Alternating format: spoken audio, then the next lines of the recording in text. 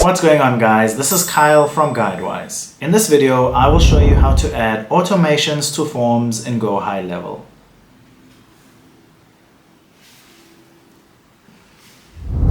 In the left column, scroll down to Automation and then select Create New Workflow.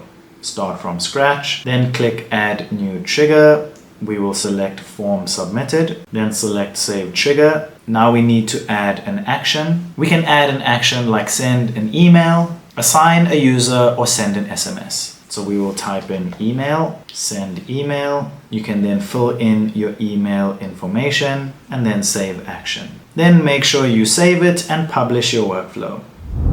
If this video helped, make sure to give it a like and subscribe to GuideWise. Thank you so much for watching, and I'll see you in the next one.